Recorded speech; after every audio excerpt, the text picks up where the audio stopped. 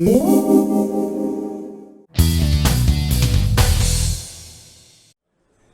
everyone, my name is Matt Bronner. I work for Cenergist. There's been a slight miscommunication with the topic. I'm not talking about how to reduce your home energy bills, although it does kind of relate into that. I'm more talking about water and technology as a point of interest. So I thought it worth just having a brief introduction. My name's Matt Bronner. I'm from a company called Cenergist. I'll give just a very quick overview of what Cenergist does. Then I'll talk about why I've chosen water and just three technologies that I think add a lot of benefit for the healthcare sector in general and have the benefit of creating consumption and energy savings long term. So very quickly, without being too salesy, Cenergist is a specialist energy and water services company with offices in Europe and India. There's a whole blurb there for you to read at your discretion, but basically we're an entity that's focused on the public sector, on the retrofit markets, and our key focus is around energy and water savings and decarbonization. So we've got a couple of interesting internal capabilities that relate to this topic, but some of them I won't talk about too much. The one that I'm going to talk about is our control flow patented technology. But then we've also got some other really interesting stuff around geothermal drilling capabilities and underfloor heating. So we've got a whole host of offerings that when you pair them into energy savings and energy infrastructure, they're able to offer a lot of benefit for the end user. So, why water? Very briefly, I'm sure you all know that water is a really valuable but undervalued resource, and long-term scarcity is becoming a really big problem. So right now, there are parts of England that are in drought. In the south, there's a hosepipe ban in London, and generally in the next 8 years, the prediction from the UN is that demand is going to outstrip supply by 40%. So really basically 50% of your water consumption is at risk of not being supplied by utilities. So there's a really big challenge out there in the industry that needs to be addressed, and water as a utility is kind of overlooked in comparison to power and gas. So I've tailored this presentation purely around what offerings and what can be done to help drive those savings and improve efficiency. So just talking about our internal capabilities, we've got this patented product called Flow Control. It's a pressure independent flow regulator. It's a really simple little product that is cut into pipework. It sits in line with it. It's built up of one, two, or three orifices that are those little blue things on the bottom left that sit inside the unit, and they're able to really precisely measure and control flow rates. So long term, why that's important is because if you look on that graph, okay, so pressure dependent control kind of just goes up linearly, and the large majority of flow controllers out there are like that. Pressure independent control caps it off and controls that flow rate going out to the end user or the piece of equipment, and keeps it constant over a varying pressure range. So there's lots of products out there that do the same thing. Our product specifically is of interest because its accuracy is an order of magnitude more precise than the leading competition. So a normal product has about a 10% accuracy across the set point, so potentially about 20% bandwidth. Okay, this product has a 1% accuracy, so 2% bandwidth across that. That means that long term, you're not only able to consume less water and drive down your consumption, but you're more accurately able to control pressure, flow, and temperature. So that's just a brief overview of some of the products. They're really simple. They can fit on the end of a tap, although we don't tend to recommend those ones because people tend to steal them. But it's a really good, easy win for the healthcare environment where there's loads of loads of toilets and basins everywhere scattered throughout the facility. Then the one in the middle, just briefly, that's like a great one for domestic application where it sits behind the meter. Also really useful for in a plant room where your main water supply comes in. And the key benefit here is that we can tailor what you need on site in terms of how many cartridges go into that unit for what flow rate you need. So it comes in about 10 different flavors of flow rate, but basically that's built up around how many units sit inside that thing. And so long term, the real benefit is that it reduces down your consumption. We've got some really interesting case studies that have shown between a 10 and 25% household consumption benefits. Long term, it radically reduces pumping energy. So pumping energy directly relates into cost savings and long-term cost savings for something that doesn't really have mechanical moving parts. It's a very precise, small thing that you put in and you forget about it. It also happens to be limescale and Legionella resistant. So in the hospital application where Legionella is obviously like a really big deal, this specific product in comparison to other products, it doesn't have rubbers in it, so it doesn't have the opportunity for biofilms to grow on. It also has a really large operating range between 20 and 1,000 kPa, can operate up to 90 degrees, and it's the only KIWA certified flow regulator. That's important because it's basically endorsed by the European Standards Authority, which no other product is. Again, without being too salesy, we think this product's great, but why I think it's important is that it's got a lot of cross benefits that help not just households but facilities run more efficiently, and with better performance. So one of the key things is load smoothing. So we've got a case study where it's been installed in care homes and hotels. And a common problem and one of the main complaints that those two facilities have is that when people flush a toilet and when they're having a shower, there tends to be a large disruption in the temperature, like 10 to 15 degrees. What this does, so there's an example there of before we put it in, you can see this large noisy signal of temperatures coming on and going off, and afterwards it's kind of like something out of a textbook, a smooth graph going up and then quick responses. Why that's beneficial is that in applications where there's a CHP and there's a large domestic hot water load, that load moves all over the place very quickly and it creates a lot of problems for the pressurization unit. So the pressurization unit has to run it really hard, but your distribution pumps also are ramping up and down and controlling poorly. This is going to help reduce those peaks, so basically chop them off or reduce them down, which will result in long-term savings. So 3 case studies worth mentioning: Northumbria Water and Affinity Water. We've had between 24 to 26% consumption savings per household, which works out somewhere between 60 and 90 pounds per month for each household. It probably doesn't sound like a lot of money, but when you aggregate that over millions of homes, it's a lot of money very quickly. I mean, in the Northumbria case, it works out to 600 tons of fresh water saved a day, which is significant. It also has a really interesting use in India, where we're rolling out a trial across 340 farms, where it's used on the irrigation booms to precisely control how much water we're feeding into that crop. So far, they've been able to show a 35% reduction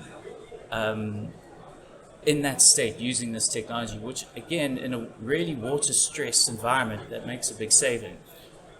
So the final point on that was, I think it's an easy win for healthcare providers to install something like this. It doesn't cost a lot. It's 10 to 20 pounds in terms of the unit. Its payback is usually about half a year. And you can start driving down those or creating those savings for a relatively low investment cost. The next part I wanted to talk about, which is probably more up the engineers kind of analysis routes, is HiSopt. For those of you who don't know HiSopt, they are a design and simulation software that is gaining some appeal out there in the market. We currently partnered with them, so we're rolling out case studies or doing work with them it's mutually beneficial for us both to work together. We're helping each other help develop optimization opportunities. So this case study was for Selby War Memorial. It was a project where there's some boilers and a CHP installed. And the idea was to see what we could do to create some quick, easy wins that will benefit the operation and optimization of the sites. And then what would the benefit be of integrating air source heat pumps into the proposal? The key thing here is that HiSopt is this simulation and design software, but it's not just some ethereal academic thing. They go off and they build a highly accurate academic model, and then they compare it to your actual site operations and get the two models to overlap with a high degree of accuracy. So in the top left, that's their model. They then integrate the site operational data from your BMS and site surveys. They build a consumption model, and then from that they're able to generate things like a load duration curve. So what's interesting here, just that data is able to point out how long they have loads throughout the operation of the hospital. So this hospital has a megawatt of installed capacity. Its peak load is 829 kilowatts, I think. Might have the units off, but it's got this really high peak load that's about 80% of the installed capacity for about an hour through the whole year. So that graph is instantly telling you that there's an over-engineering problem in there that is working against optimization. So just to illustrate, the return temperatures there's only about a 1.5 degree delta T across the flow and the return for a system that's designed for 20 degree delta T. So just on that, having analysis and insight into what to do to make that better is really important. I'm running a bit short on time, so I'm going to just go really quickly. The main things I wanted to talk about were in this case, we came up with 4 scenarios to compare against: the do nothing, the quick wins, which were hydraulic optimization and downsizing. The optimization is really stuff that everyone will know about: changing to variable flow from constant flow, removing 3-port control valves for 2-port control valves, removing bypasses. Basically doing a whole lot of really small, simple things that don't cost a lot of money to get the return temperature really low and get that operational efficiency up. We then went on to, in case 3 and 4, to compare it to the air source heat pump across running with the CHP and not running with the CHP. There's a lot of data here. I probably can't go through it all really quickly, but the main thing was, if you look at that table, we're able to create around 55 tons of carbon savings for about 25,000 pounds investment. Okay, the first option really was just doing those simple things I just described, which isn't a lot of money. The second option, which is the downsizing, is running the equipment at a lower set point. everyone can go and do that. In this case, the example was drop the set point from 75 to 62. You still don't have the Legionella risk, so it's not creating operational risks. But just by doing that, we're able to more than halve the pumping energy from the previous iteration. So the pumping energy went from 143,000 kilowatts to 53,000 to 22. I don't know. I can't sell this better for everyone out there, and it's free. Highstop will come and do this analysis for you for free. Your return on investment is great. It pays itself off usually within a year, and you've spent maybe £25,000. You don't even need to go to the CEF for the funding. Probably shouldn't be saying that, but that's what I think the benefit is here. There's a whole lot of extra data. It generates lots of really interesting talking points, but the key insight is that it takes a whole lot of variables, condenses them down into something that's usable, not just for the engineers, not just for the mathematicians that live somewhere else or maybe in ideal land. It empowers decision makers to really decide about what they want to do, what they want to invest in, and how they're going to go about decarbonizing their sites. So on that note, I'll come back to this after I've introduced a colleague of mine when we wrap up and do a Q&A. But so I just want to introduce David from Illustrator. He's going to talk you through his great products that are around chemical-free water treatment and why that's important. Thank you. So my name's David. I'm the MD of Illustrator UK. We are a supply partner of Cenergist, and I've got brief slides today to show you how we've saved one trust £58,000 per year just on one building, and that's without the cost that they've saved for using less water. That's just from removing their chemicals from their project. So Illustrator, we've been going since 1970. Two brothers, one worked in water, one worked in electronics, and they recognised the importance of electrochemistry. It's widely used all over Europe.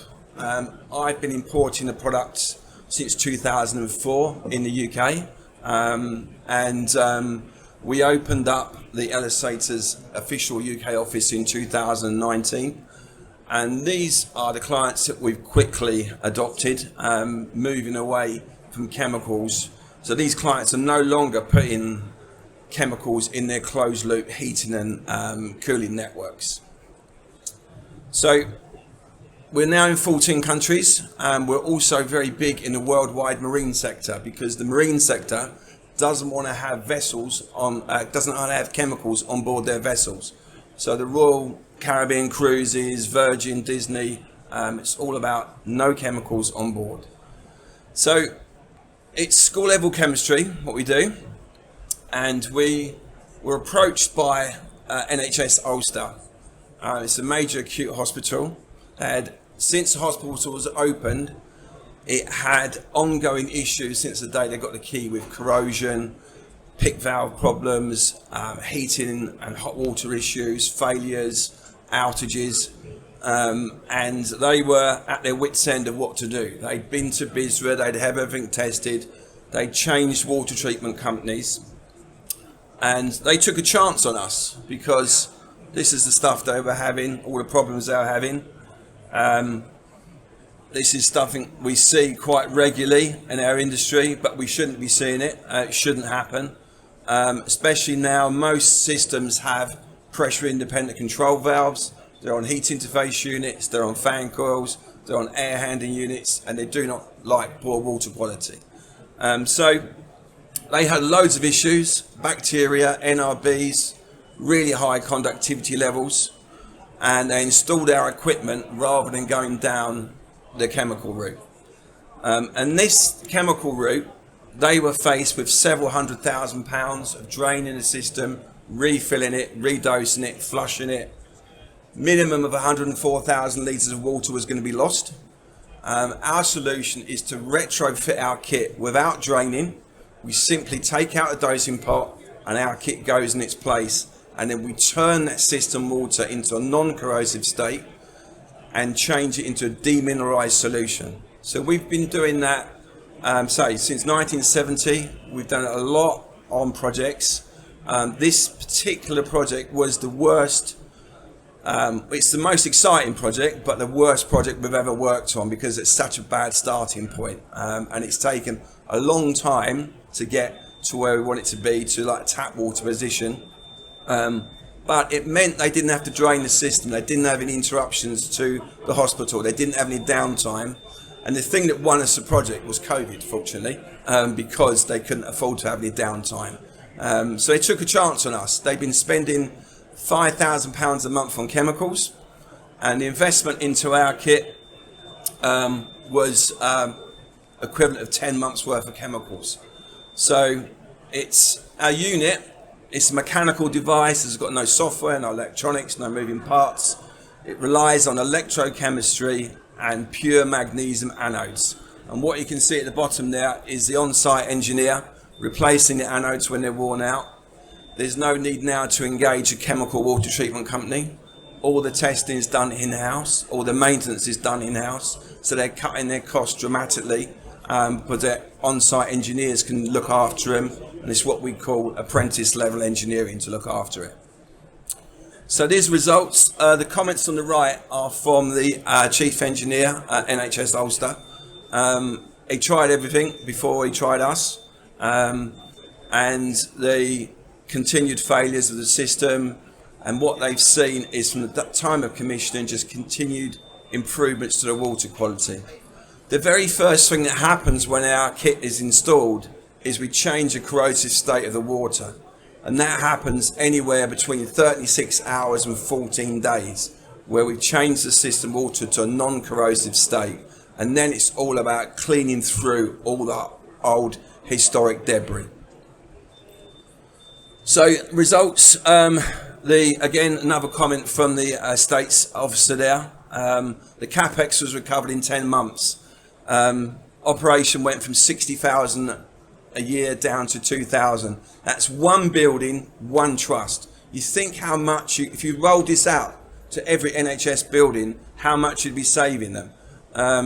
For me, I think in some cases NHS is used as an open checkbook by certain suppliers, and this particular trust I would go on record as to saying it was, because they were spending £5,000 a month, they wasn't getting any improvements, and the answer was spend another 5,000, spend another 5,000, and when that didn't work, okay, we need to spend several £100,000 now to resolve the issue of us spending £5,000 a month. It didn't work. We're now going to spend several £100,000 to correct our work that didn't work. So it's about stopping it. And now I'm really pleased that they're just about to get the keys for another building next door, and the very first thing they've done is order our equipment, because they're going to put it in at day one. They're not going to wait for 3 years, 4 years down the line before they change it. They're going to put it in from day one and cut their costs straight away from day one as well. So these are photos from the engineer. That's the starting point on the left. This was a year later.